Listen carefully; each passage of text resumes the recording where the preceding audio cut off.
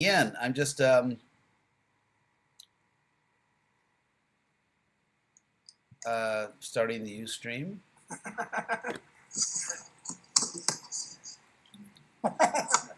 Hari Krishna. Maharaj, it is evening here, but your smile is bringing the sun. Hari Krishna.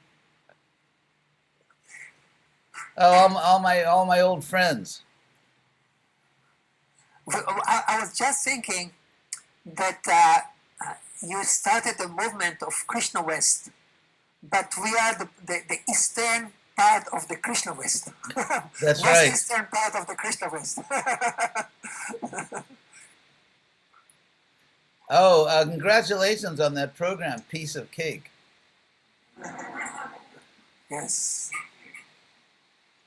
Where's Varshavanovi? Where?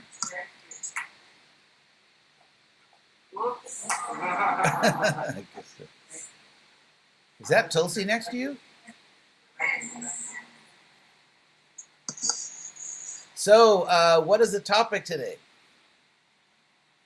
So, Maharaj, can you hear me? Yes. Okay. I was thinking about the question. Someone thought about the question already?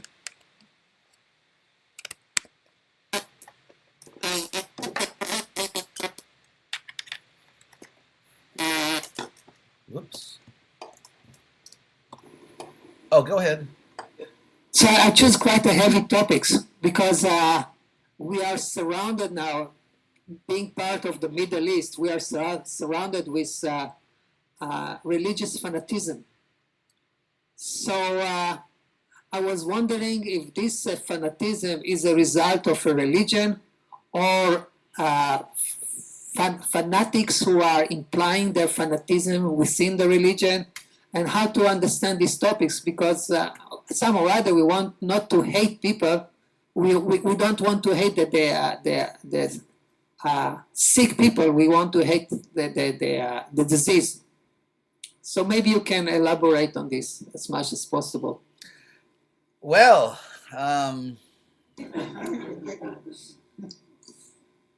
obviously,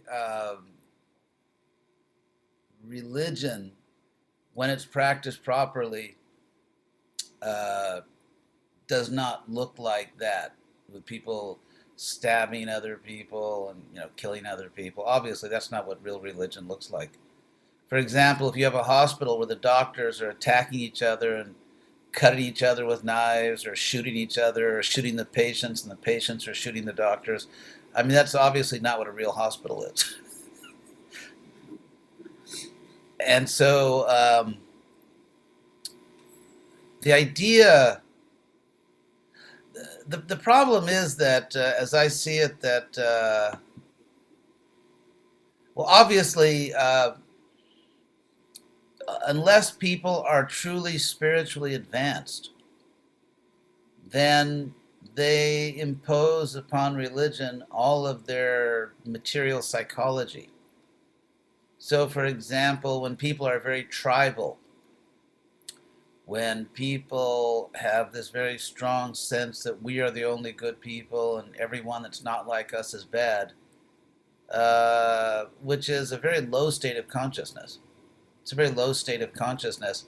Then they impose that on religion. Actually, Krishna talks about this. Krishna gives the answer in the Bhagavad Gita, as usual. If you look at the Bhagavad Gita, chapter 18, verses 20 through 22, Krishna talks about jnana, which we often translate as knowledge, in the three modes of nature.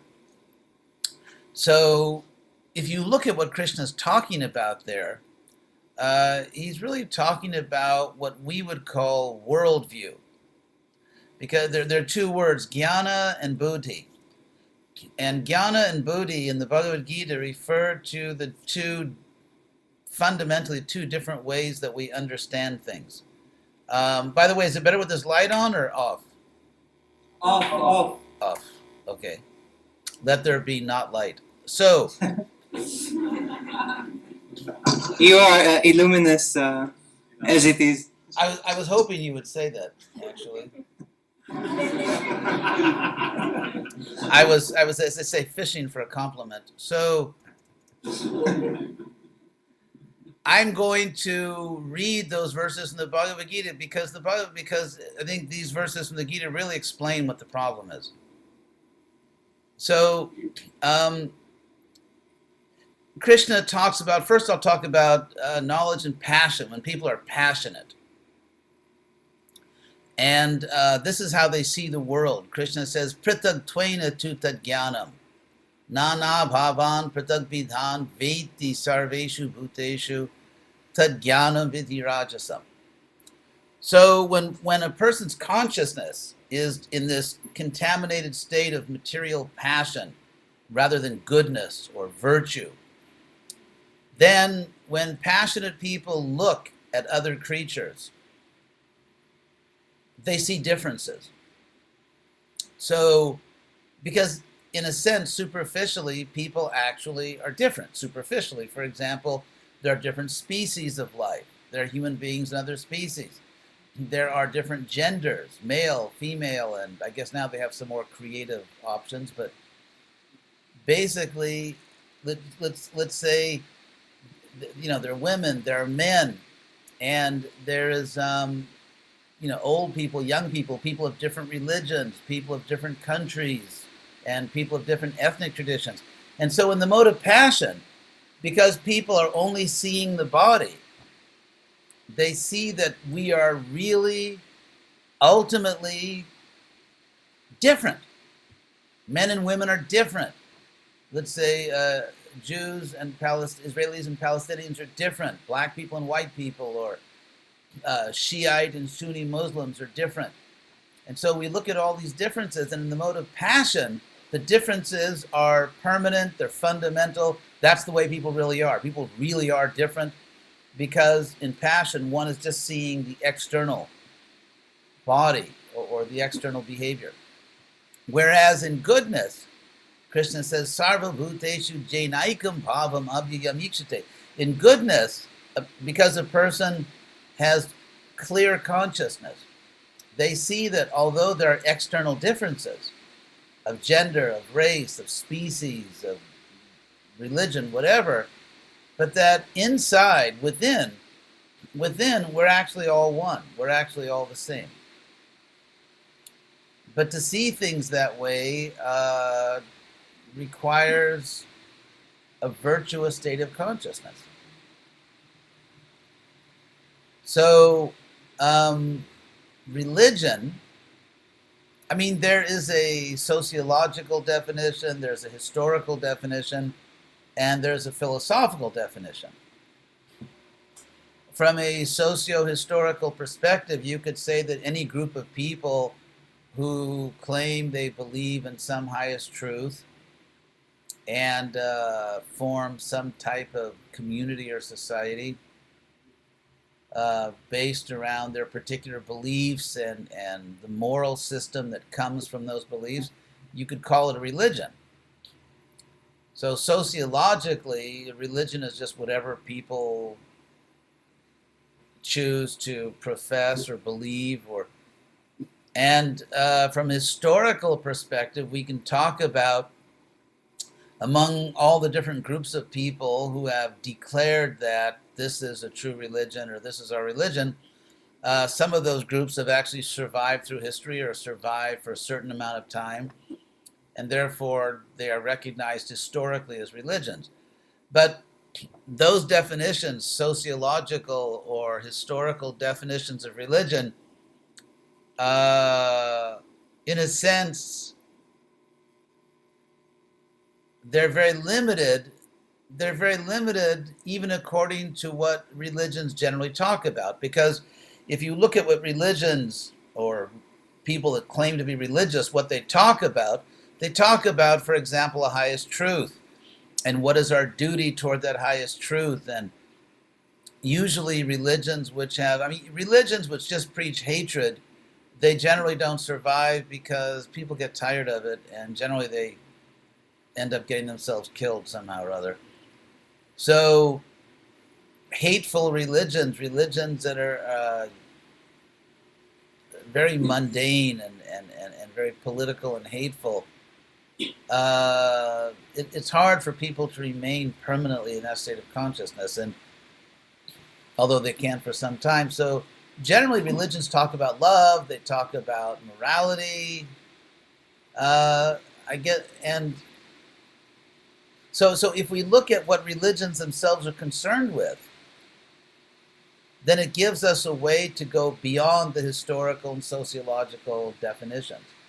Because we can say that according to what your religion claims, are you actually following it? Are you a hypocrite? Are you actually betraying your religion? Are you just an imposter? Are you just pretending? Or maybe you believe you are of a certain religion, but actually you're not, because you don't meet the requirements. And so, in terms of going beyond historical and sociological definitions, we can find within religions themselves. Further criteria by which to evaluate those who claim to be religious. And ultimately, there has to be a spiritual science, because, I mean, if you look at the world, for example, if you look at the medical profession, if you look at the the medical or healthcare profession before the age of science, it was pretty crazy. For example, there was a time when so-called doctors believed that if you were sick, the solution was to get rid of all your bad blood. So they would just take all the blood out of your body, and they probably killed more people than they saved. So if you look at pre-scientific medicine, it's very ugly. It's very it makes me very grateful I live now with all the problems today. I'm still, to be alive back then when you had these crazy so-called medical systems, makes me grateful that I'm alive today. So in the same way, ultimately, religion, if you look at what religions claim to be doing, they claim to be healing souls, or bringing people, out of the, you could say, the sickness, or that disease state of forgetting God, or forgetting the soul, and so on. And so basically, the problem we have in the world today is that if you take religion to be something like spiritual health care, it's all pre-scientific. It's not based on science. It's not based on anything objective. It's just based on it's based on fanaticism. So that, for example, I remember Gunavatar. We spoke about your brother. So I it's if you take somebody who is from any religion, anyone from any religion that just claims this is the truth, and there's no evidence, there's no reason. It's not even, I mean, there's different kinds of evidence one can provide for a religious claim. For example, you could provide philosophical support. You could show how it's reasonable. You could say that, look, in religions all around the world, people say that God is infinitely great. So if God is infinitely great, that would include moral perfection. Or that would include, for example, God as having supreme love for all living beings. And so if you just collect all these universal attributes of God, and then you can say that if we accept that these are truly the attributes of God, this is the nature of God, then there are certain logical, philosophical consequences. In other words, if God is infinitely merciful, or if God is a loving God, then certain kinds of behavior would be inconsistent. If God, for example, tortures people forever just because they don't join the right church, that's inconsistent. So there's a philosophical problem. It's irrational. It's an irrational claim in the sense that it contradicts itself. For example, if someone says, I am Mexican, and the same person says, no, I'm not Mexican, I'm Russian, and it's like it's obviously the person's a little crazy. The person doesn't know what they're talking about.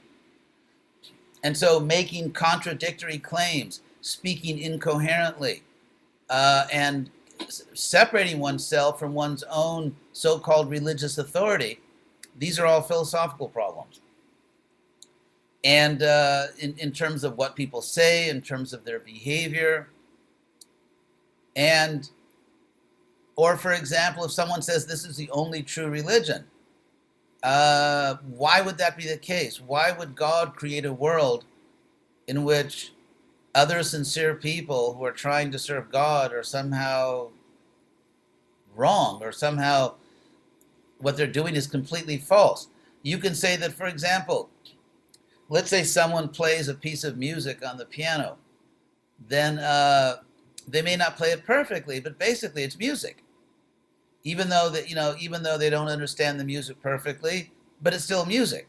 Or to give Prabhupada's example, if you look at a very simple, let's say a children's dictionary, and then you look at a more sophisticated dictionary, unabridged dictionary, they're both dictionaries.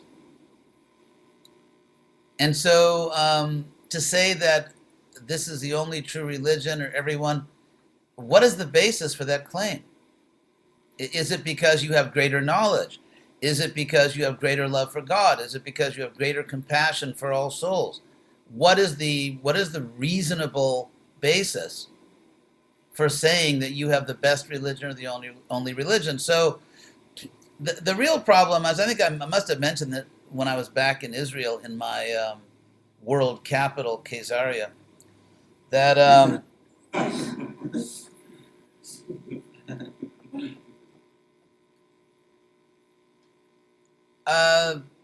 yeah, unless people, I know, I mentioned that in the actually, I think in the 16th century, you had this figure, Martin Luther, who rejected science, rejected even philosophy, just, sola scriptura, only scripture, sola fide. So the separation between philosophy and religion, between science and religion, is, and then you had another problem. For example, if you look about 100 years ago in the Protestant churches, you had these different Protestant ministers and theologians who became almost atheistic. They became heavily influenced by sort of mundane academic culture. And so in the name of being philosophical and theological, they practically rejected a lot of the important spiritual features of religion. And so those churches also declined. So Krishna consciousness, I see it, the real historical importance of Prabhupada's movement. One of the most important things we're trying to do is to persuade intelligent people to approach this whole topic of spirituality, religion, in a rational way, in a scientific way, and not fanatically. Because, I've made this point before, that if, for example, people have to eat, so if there's no good food, people will eat bad food. So the so-called intellectuals, so-called academics, many of them have rejected religion, and actually they are also responsible for the present fanaticism, because by their own, frankly, intellectual foolishness, by their fanaticism, by their agnostic and atheistic fanaticism, they have given people no choice but to accept irrational religious doctrines. I don't mean to say all other religions are irrational, but so there has to be spiritual science. Otherwise, it's just like pre-scientific medicine. It was horrible. And so in the same way, pre-scientific religion or irrational religion becomes horrible. So, did I answer your question, Gunavatar, or do you want your money back? I want a little. So the claim that the problem is with the religion, or the problem is with the fanatics who are born in this area, and how to cure them. What can you contribute? Of course, piece of cake. This is our attempt to That was a great idea. That's really great. Yes, yes. I would say that all we can do is try to reason with reasonable people. And that's why it's so important that we ourselves be exemplary in our behavior. And, you have to smile a lot. And, of course, just keep eating for every piece of cake you give to the other people, if you eat a piece yourself, then you'll be very happy. So, but all we can do really is we can try to reason with reasonable people, and we have to be very active. In a sense, in Israel today, there's a great opportunity to teach Krishna consciousness because people are looking for a solution. People know that there's a serious problem. I mean, obviously, there are certain fanatical Muslims, there are certain fanatical Jews. They're fighting, that hate each other. But there are many people, I mean, if you think of it, most of the Palestinians are not stabbing Israelis. And most of the Israelis are not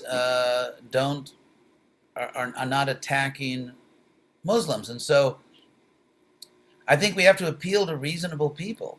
And in Israel, perhaps more than anywhere else in the world, people understand the need for reasonable spirituality.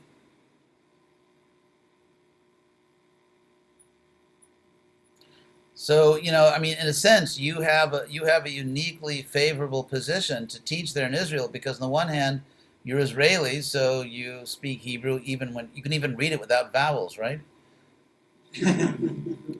God, that is like too much. Anyway, so because you're Israelis, obviously you have a right to speak. It's your country.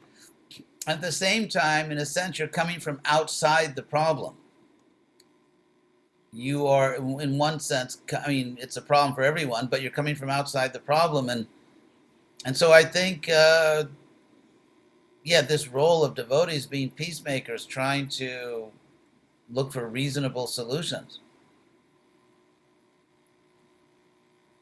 So, we already talked about this before, the need to very actively, very enthusiastically try to teach Krishna consciousness in a non-sectarian way. Krishna consciousness is really what Israel needs. Because if you look at the Middle East, what's that? Jai, yes. Oh, Jai, yes. Because it's not sectarian. We're not trying to, tell Jews not to be Jews or Muslims not to be Muslims. But the point is that, as I've said before, all the important religions in the world only come from two places. Ultimately, they came from Israel and the Middle East in general, Saudi Arabia, and they came from India.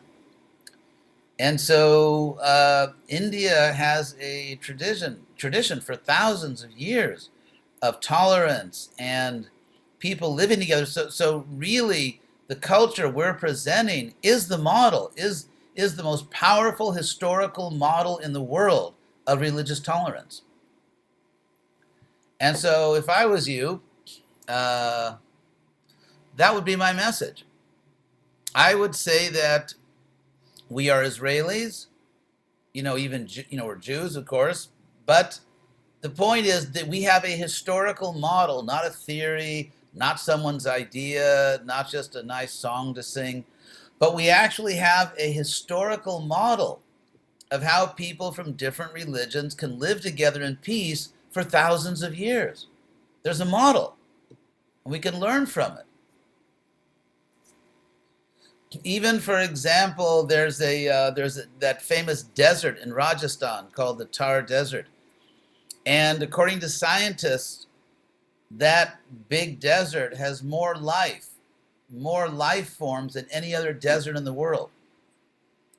And the reason they give for why this Rajasthani desert has more life, birds and animals and humans than any other desert, is because uniquely in India, there is this cooperation between all species of life. Mm-hmm.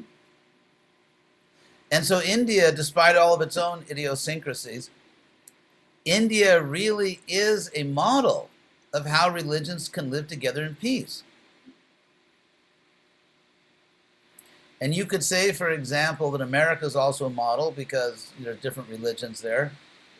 But I think India is even more relevant because in India, in some ways, it's more like Israel in the sense that in India, first of all, because they have Muslims. The Muslim population in America is still insignificant. I mean, doesn't mean the people don't matter, but the number is very small. It's not really a big issue. But in India, India is much more analogous to Israel because you have a large Muslim population. It's like 200 million Muslims. I think it's almost the largest Muslim population in the world. And also, people in India, more than in America, you could say, kind of really identify with their religion. And because of this Muslim population, you have a history, frankly, of fighting. Because the Muslims came from the very beginning and they wanted to convert everybody and they wanted to destroy Hindu culture. And so you really have an analogy there. Of course, one can say that that the only reason, I mean, somehow or other, India has so many religions. Somehow or other, in India, I mean, India is the only place in the world where Jews were never persecuted. I think that's another very powerful argument. It's the only place in the world where Jews were never persecuted. And so it really is a model. And so if you say, well, why? Where is this tolerance coming from? Where is this capacity for peaceful coexistence? Where is it coming from? It's really coming from the Vedas. It's coming from the Vedas because you have in the earliest Vedic literature the declaration that there's only one God worshipped in different ways by different people. And so this ability to see God in somebody else's religion, to see that God is actually present in someone else's religion, I think that this ability exists to a far greater degree in India than anywhere else in the world. And so even, apart from religious doctrine, we have a very important cultural, philosophical message. So all of you who are Israelis and representing Prabhupada in Israel, but you're Israelis representing this great tradition. I think in a sense we have more to say than anyone else because we are, you could say, experts. We understand very deeply the best cultural model in the world from which Israel could learn.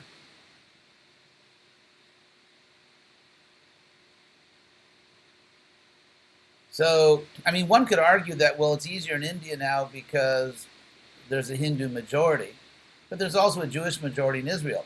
I mean, so the situation, and also, frankly, India is also surrounded by hostile forces. I mean, there's Afghanistan, there's Pakistan. China is not Muslim, but it's somewhat hostile to India. And so, there are real analogies between India and Israel. And so I think you could explore that.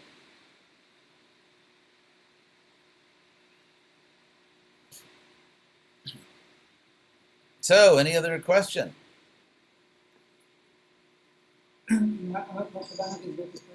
Oh, Varshavanavi, the Divine Mother.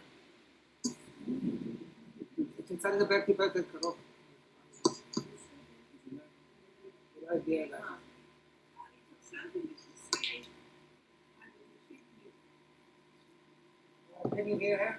Can you hear me? Does she have a microphone? Yes, she's coming closer. Oh, good. Yeah, I'd like to see Varshavanavi.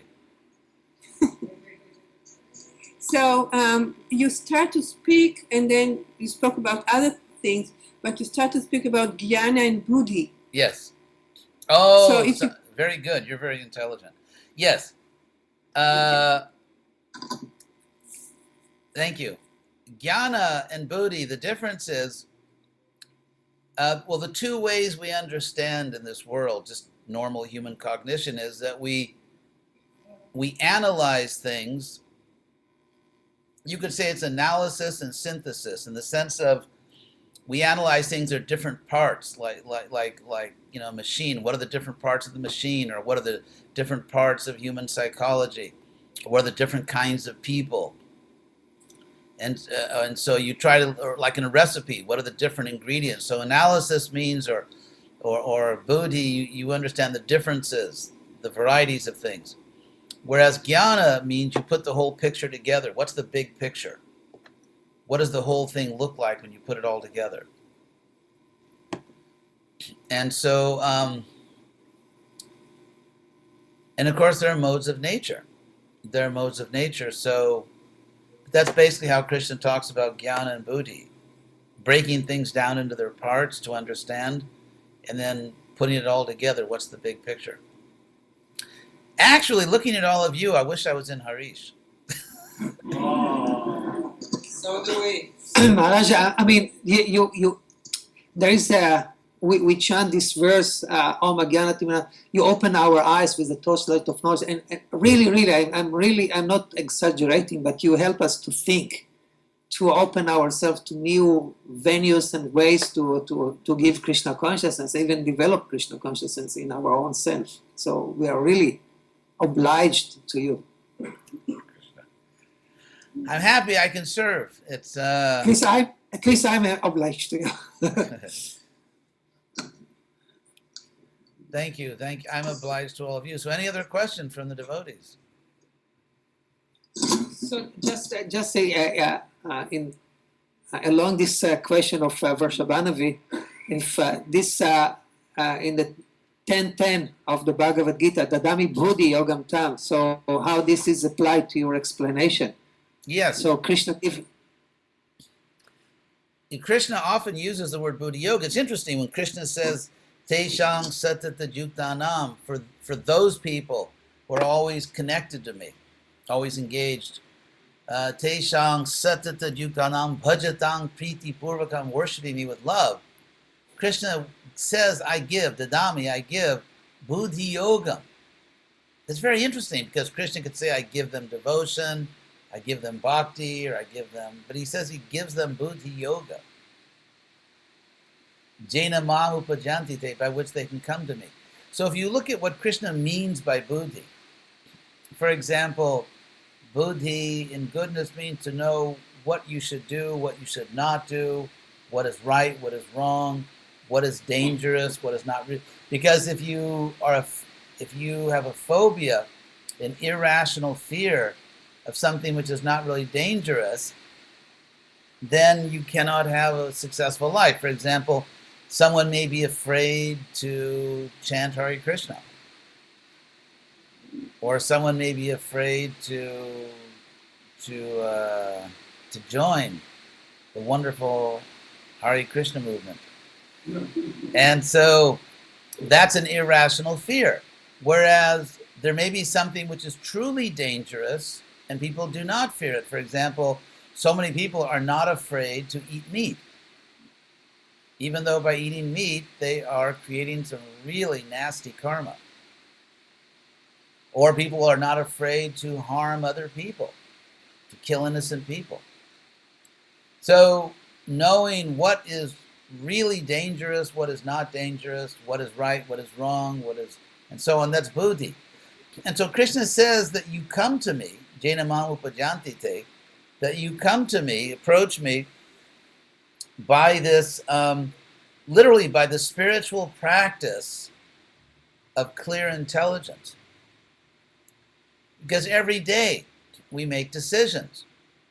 For example, someone may say, well, I should chant Hari Krishna now. No, I'm going to watch a movie. So it's at every moment we're making decisions. Should I speak or not speak? What should I say? Should I go or not go? Should I accept or reject this? And so at every moment we're navigating. We're navigating through life.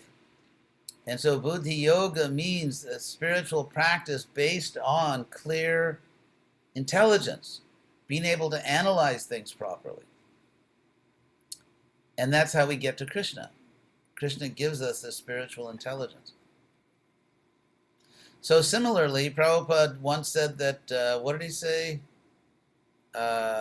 Discrimination is realization. In other words, the more we are Krishna conscious, the more we chant Krishna's names without offense, the more we will have clear intelligence to see what we should do in our own life and to help others.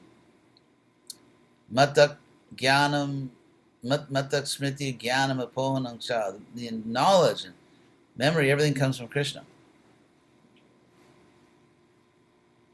So in Israel, so many intelligent people. So it's a great place for Buddhi Yoga.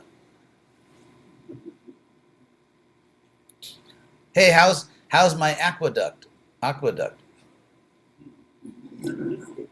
It's waiting for you. Weather now is extremely pleasant. What's that? The weather now. The weather now is very, very pleasant because the winter is not coming yet. It's kind of in between and a very, very pleasant weather. It's the best time to be here. Hari Krishna.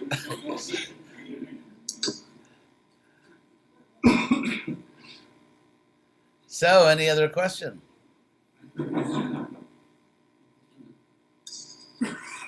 Hi Krishna, this is now. I know. I no, because it's very dark here. I wanted to ask a question. I just want a tip. Think about anything. Just give me a tip for Krishna West preaching for my new group in Haifa. Just a tip. Something. Oh, be nice. When people meet us, they somehow or other they have to see in us some attractive qualities or virtue, because we're chanting Hari Krishna. It's like, it's like you see a doctor smoking, you wonder like what's he doing. So people have to see that we have chanted Hari Krishna, and here's the result. So people are going to look, say, okay, you're telling me to chant Hari Krishna, you're telling me to practice bhakti yoga, you've already been doing it, so what did it do for you? And so they may not ask you that, they may not say it, but you can believe they're looking, they're watching you, and people are seeing what is the result of all your practice. And if I see that you've developed excellent qualities by your practice, then that will convince me that I also want to practice, because I want to be like you. If people don't feel that I want to be like you, then why should they do what you do? And of course, that's the important thing about, I should say Krishna West or Krishna Harish, since actually you did it long before I did it. So, and that is, that's why, for example, so many devotees around the world, so many devotees mentioned to me how attractive the Harish community was. And of course, I never watched the YouTube videos or anything, so I don't know, but it's interesting because I had a great time in Israel. I really enjoyed my association with the devotees. And somehow devotees all over the world really understand and appreciate Harish just from watching the videos. I guess because you're so pious that you always laugh at my jokes, which is...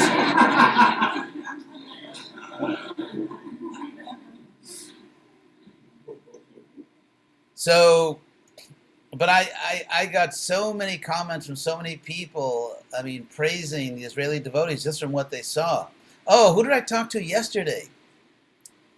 Who saw Taruni's initiation? Is that Taruni back there holding up the... I thought that was you. Who was I talking to yesterday? They said they watched Taruni's initiation and that she looked like an angel. Well, she is. Yes, she is an angel. I can't remember. Anyway, I was... so I speak to so many people all the time. I spoke to someone yesterday And that's what they said. Who is that girl? She looked like an angel. So it's to your credit. I mean, the Harish community has really become popular and famous around the world, and by your own qualities. So my response to you, Nar, would be that yeah, you have to be very conscious that people will judge the truth of our philosophy by our behavior. Thank you. Hari Krishna. Oh, Krishna, Krishna. Oh, remember that Akadasi Prasadam I used to get in Israel?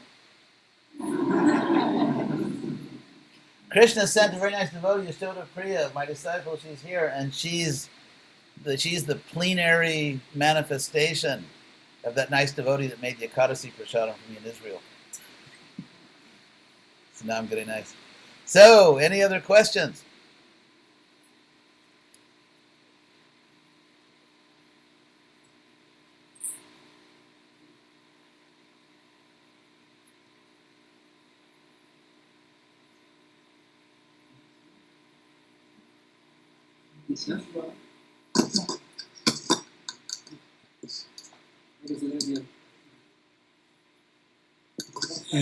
Hari Krishna. Who was that? Hari Krishna. Gilad. Oh, I was just thinking of you, my music teacher. Don't know what to say about this. I'm hoping I'm not asking a wrong question. But is there any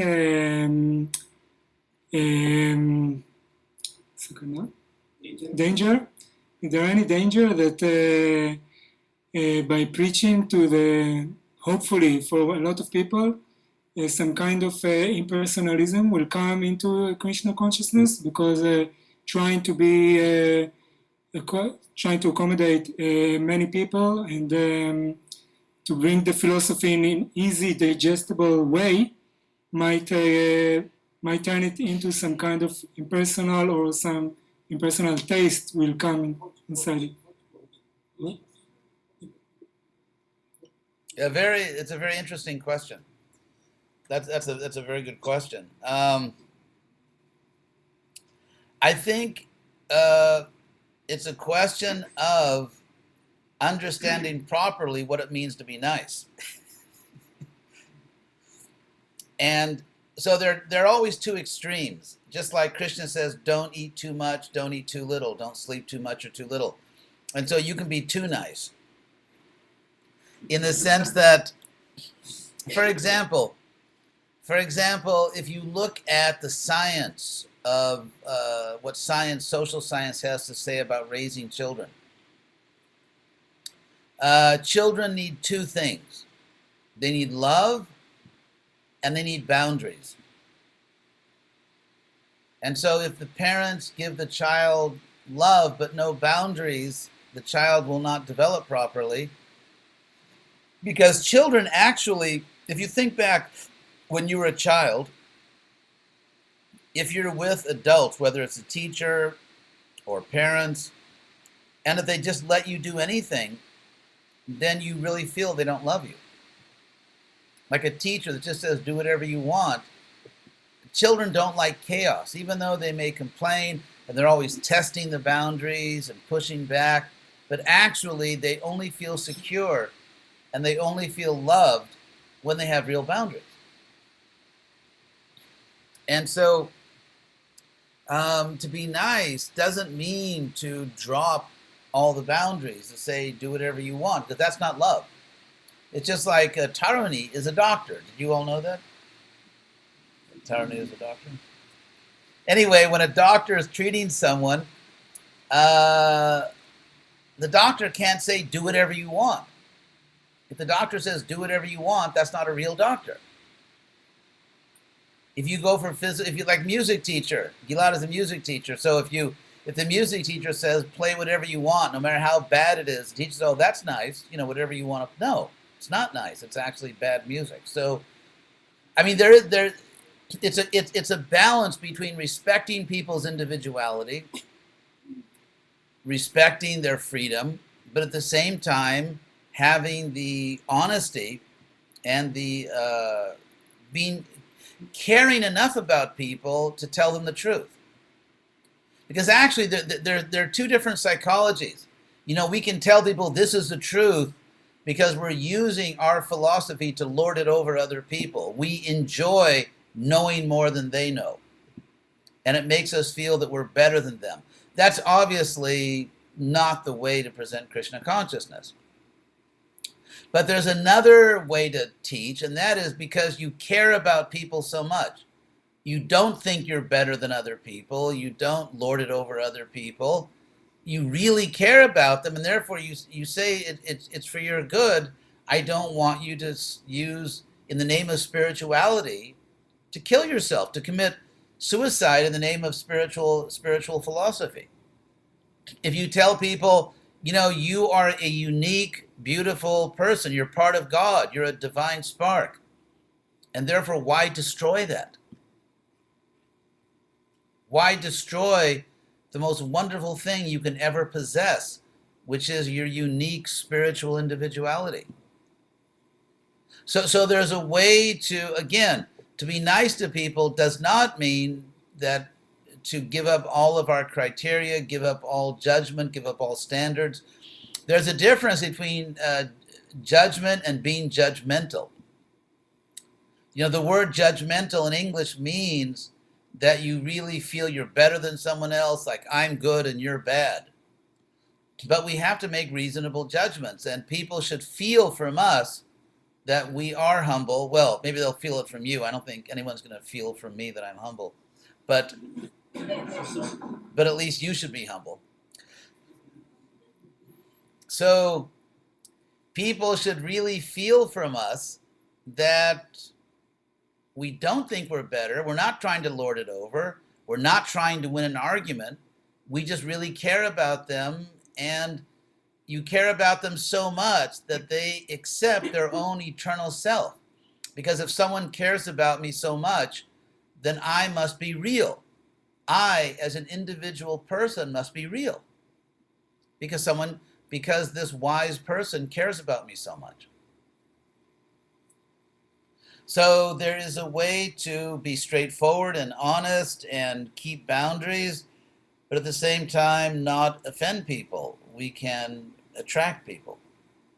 And also, actually, scientific studies show that if in a religious mission, if you make things too difficult or too easy, people are not attracted.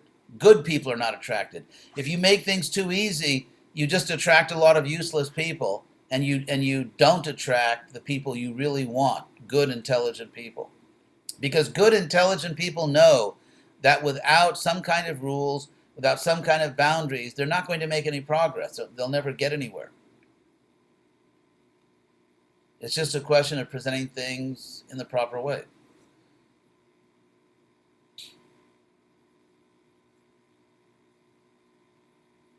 L'chaim.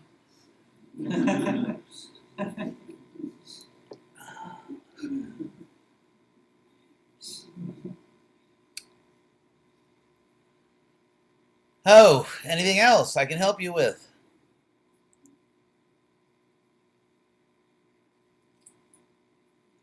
So when will you visit us? That's a very good question. No, Maharaj, I was thinking about the integrity of staying in the USA, while here you can really help us to change this country into Krishna consciousness, and that automatically will influence all the three major religions. I know that all three of them will hate us. I'm just kidding. That was a joke. Can I ask? Yes. So it seems sometimes that some Israelis are eager to embrace Indian philosophy, but mainly the impersonal aspects like Buddhism or even just things which are not deeply philosophical, even like the Indian culture, Bollywood, and when you try to present something which is more how to present the personal philosophy of India. Yes, it's a mental question. Well,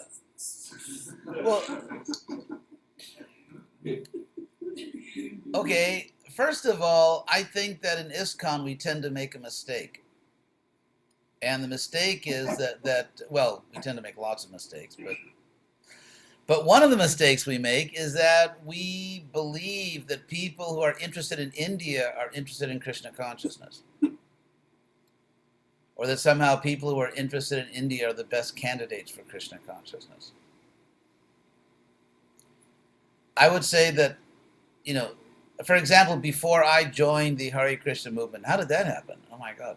But before I joined the Hari Krishna movement, I don't think I had any interest in India.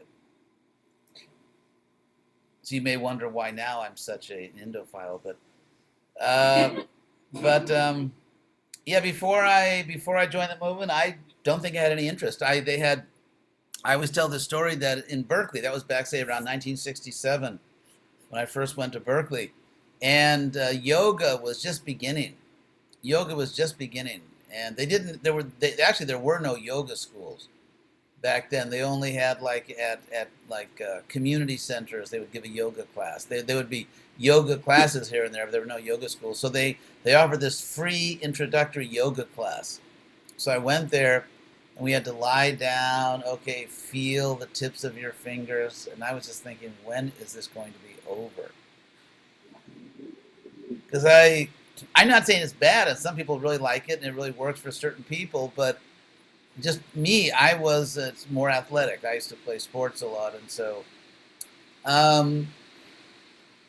and some people who like Indian culture become great devotees, like Radhanath Swami. So, you know, there are different kinds of people, but the fact that someone is interested in India does not mean necessarily these are the best candidates. They may be attracted to India for the wrong reasons. And so, but in any case, that is the danger of focusing on one particular group rather than just approaching everyone. Yeah, I may have not asked it. My question: it's so difficult to present something personal to the Israeli mindset, a personal aspect of. Even I see it with Jewish literature. It's so difficult to present something personal from Judaism or from India, from anywhere, to the Israeli mindset. Well, there's something Israelis like even more than impersonalism, and that is psychology. You know, Jews are sort of born psychologists. And so I think... What's that? It's because of their mothers. So rather than just go to battle philosophically, I think I would try it maybe from a different angle. And I would say, okay, here's a situation where you're obviously a person, and you care very much about yourself, and you care about other people very much. You know, there are people in the world you care very much about. And yet, when you look for higher truth, you're looking for something which is radically different from your real life. And I would just say, what's going on here? I would approach it almost psychologically. What is going on? What is it that leads somebody to be attracted to a type of spirituality which ultimately denies themselves? Why are people eager to deny themselves? And so I would say, what's going on psychologically? Because it's not, philosophically, it's not very promising. We live in a very personal world, as we know. And so the idea that something impersonal created is philosophically kind of silly, because something impersonal has no motive, no desire. So why would an impersonal truth ever want to create anything? Because by definition, an impersonal truth doesn't want to do it and doesn't do anything and doesn't want to do anything. And yet, if we look at the material universe, it's incredibly sophisticated and complex. There's like, almost infinitely complex engineering involved in biological structures. And so what we find is not merely that some truth desired to create or did create, but that it's an incredibly artistic and technologically sophisticated creation. So where does that come from? The whole purpose of a truth is you're trying to understand, but if you propose a highest truth which explains nothing and just creates more confusion than understanding, then obviously, you couldn't possibly have philosophical motives to embrace impersonalism. And so if your motives aren't philosophical, they're probably psychological. And so what's going on? And say, maybe we have to have enough courage to look at our views. You can say religion, they say like religion's the opiate of the people, but actually atheism is the opiate of the people. That's what I would say. Atheism is the opiate, because what greater drug is there than the idea that no one in the universe is greater than me? So, that's like the heaviest drug in the world. So I think we just have to be reasonable. The problem is that you have these sort of wannabe intellectuals, people that sort of, are imagining they're intellectual. And they're impersonalists. And on the religious side, there's all just sort of like this irrational piety. And so it's the battle between, I don't know, you'd call it irrational impersonalism and irrational theism. And so we come into the picture, and we're trying to elevate the discussion by saying, what's really going on here? Historically, philosophically, what's really going on here?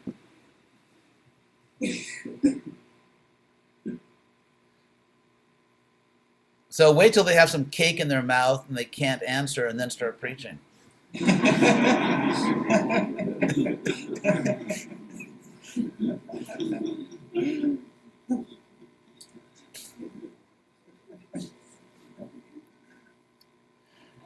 Israelis, it's a tough field, but at the same time, what we see in Harish is that there's just so many good people there, and I think Israelis also have, from what I've seen, extraordinary loyalty and devotion. They really take things very seriously.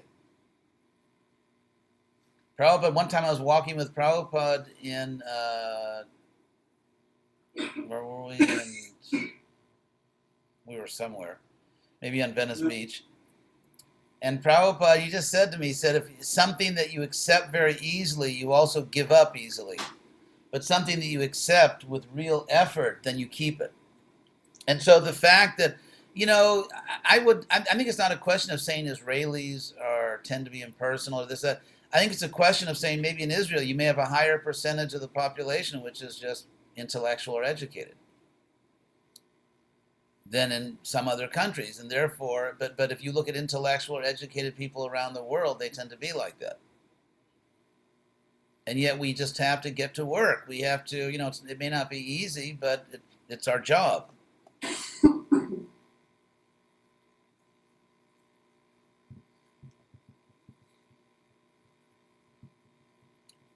So, God, I really miss my walks in Caesarea. I had all my different routes I would take. It was really nice. Neot golf, isn't it? Or Nitai golf, we used to call it.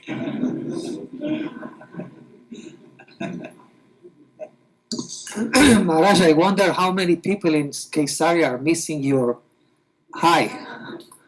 I get hundreds of letters.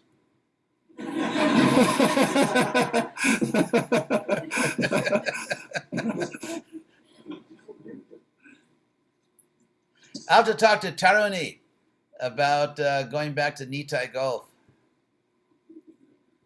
or some other place. So anyway, I guess thank you very much. Thank you. Thank you all very much. It's really great to see you all, and I hope to see you again soon. And have to speak to Tarani about what we can do. Mahajan, we are really, really praying for your strength to face all the difficulties, and because you are, by your strength to face the truth, you are giving us a lot of strength and encouragement. I'm not going to go into more details, but Yes.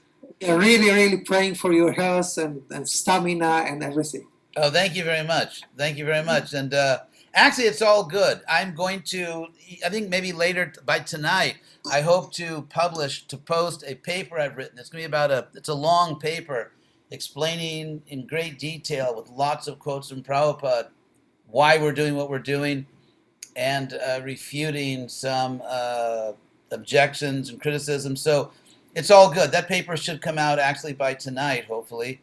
And it's a major paper. It's going to explain a lot of things and prove that actually Prabhupada has been, you could say, only partially represented or misrepresented. And this idea of the very conservative Prabhupada is actually a myth. I mean, Prabhupada obviously had his conservative side, but Prabhupada also had a very liberal side in which Prabhupada not only approved of what we're doing, but he urged us to do it. And so this very powerful liberal side of Prabhupada, which is documented everywhere in his teachings, has simply either been hidden or ignored. And so, ironically, we are acting very conservatively. We want to keep Prabhupada in the center. So my simple point is, let's keep all of Prabhupada in the center. Not just a special, filtered, conservative version of Prabhupada, but let's keep all of Prabhupada in the center. And so anyway, that paper should come out tonight. I hope you enjoy it, or you can just wait for the movie.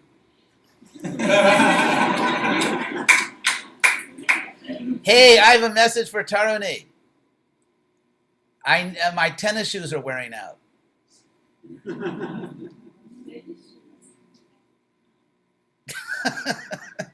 Get more tennis.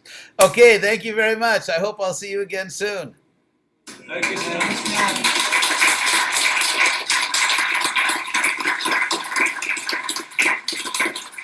Hari Bol, thank you all very much. Hari Bol. And thank you all who are listening to Ustream. And